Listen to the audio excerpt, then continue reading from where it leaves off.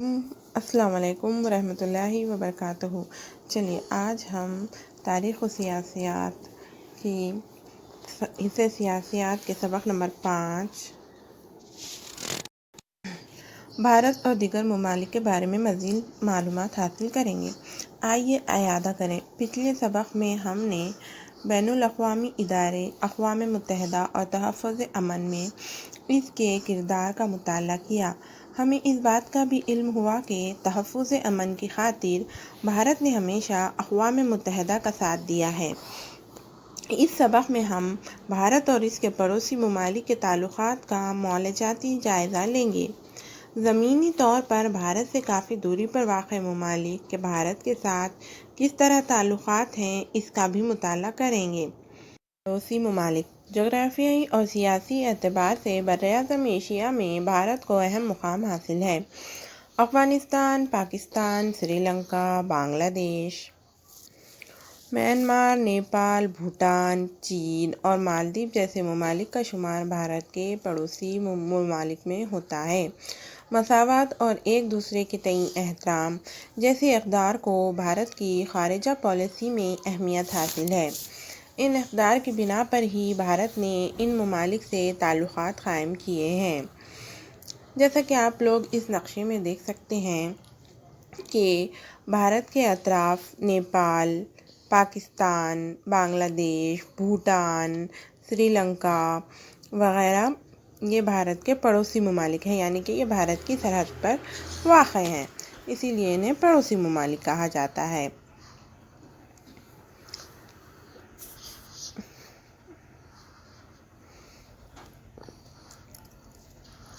مساوات اور ایک دوسرے کے تئیں احترام جیسی اقدار کو بھارت کی خارجہ پالیسی میں اہمیت حاصل ہے۔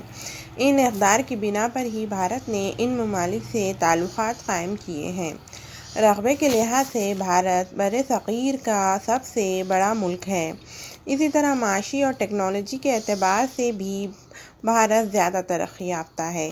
اس کی وجہ سے جنوبی ایشیا کے ممالک میں اس کا بااثر ہونا فطری امر ہے، یعنی کہ رقبے کے لحاظ سے بھارت ان سب ممالک سے زیادہ بڑا ہے، اسی لیے اور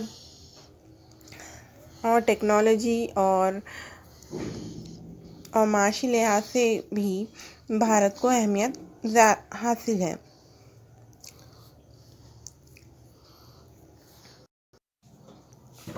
بھارت اور پاکستان ان دونوں ملکوں کے تعلقات پر 3 مسائل اثر انداز ہیں۔ عالمی سطح پر دونوں ملکوں کا نظریاتی اختلاف، مسئلہ کشمیر، جوہری توانائی سے متعلق جدوجہد۔ بھارت اور پاکستان ان دونوں ملکوں کا دنیا کی طرف دیکھنے کا نظریہ مختلف ہے۔ عالمی سطح پر بھارتی نقطہ نظر پر غور کیا جائے تو بھارت نے سرد جنگ کے دوران عسکری تنظیموں کی مخالفت کی تھی اور بھارت پاکستان تنازع آپس میں سلجھانے کی کوشش کی۔ 1972 میں کیا گیا شملہ معاہدہ اسی اصول پر مبنی تھا۔ اس کے برخلاف پاکستان نے اسلامی دنیا اور چین سے تعلقات قائم کرنے کی کوشش کی اور امریکہ کی فوجی تنظیم میں حصہ لیا۔ بھارت سے تعلقات استوار کرنے میں پاکستان کو کشمیر کا مسئلہ سب سے اہم نظر آتا ہے۔ 1965 میں مسئلہ کشمیر کو لے کر بھارت اور پاکستان کے درمیان پہلی جنگ ہوئی۔ دونوں ملکوں کا تنازع مٹانے کے لیے 1966 میں تاشقند معاہدہ کیا گیا، لیکن اس سے کچھ حاصل نہ ہو سکا اور 1971 کی جنگ اگرچہ بنگلہ دیش کی آزادی کی لڑائی تھی، لیکن اس میں بھی مسئلہ کشمیر اٹھایا گیا۔ یعنی کہ بھارت اور پاکستان کہنے کو تو پڑوسی ممالک ہیں، لیکن ان دونوں میں بہت سارے تنازع